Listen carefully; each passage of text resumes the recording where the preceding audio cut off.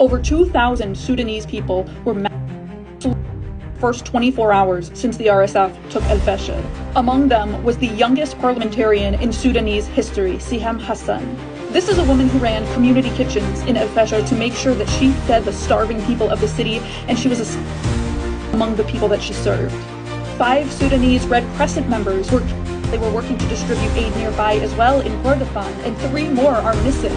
There are videos of elderly Sudanese civilians being executed in the dirt. There are videos of young Sudanese civilians being forced to dig their own graves. We are seeing videos, we are hearing news updates of atrocity after atrocity in Sudan, and the grim reality of it is that this doesn't even cover the full scope of the horror for the Sudanese people.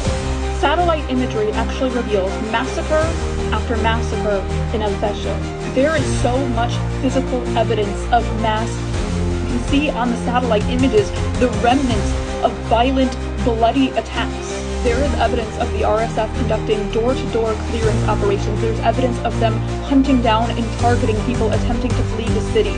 They are everyone. And this has the full support of not only the UAE, who actively funds and arms the RSF, but it has the support of the UK and the US government as well. UK-made arms and military equipment is actively being used to Sudanese people right now. These weapons were exported from the UK to the UAE before falling in the hands of RSF militias. And the UK government knew about it. They knew about it, and they continued selling these weapons to the UAE, knowing that they would end up in the hands of RSF militias. The UK government received multiple credible warnings that these arms sales to the UAE could eventually end up in the hands of RSF militiamen in North Sudan, in the North Darfur region, despite there being an active UN Security Council embargo. And they chose to continue this sale to the UAE anyway, knowing that these weapons could be used in genocide. The presence of these weapons in North Darfur is a clear violation of the arms embargo. And while the UK violates that UN resolution, the US is actively choosing to ignore and undermine another by hosting an RSF war criminal in DC right now.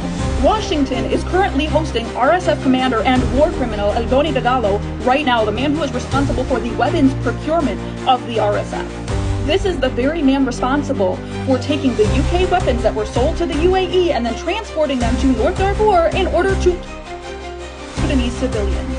And the US is hosting him in our nation's capital. Thousands of people are dead in Sudan right now, and it's not just the fault of the RSF, it's the fault of the UAE, the UK, the US, and all complicit parties.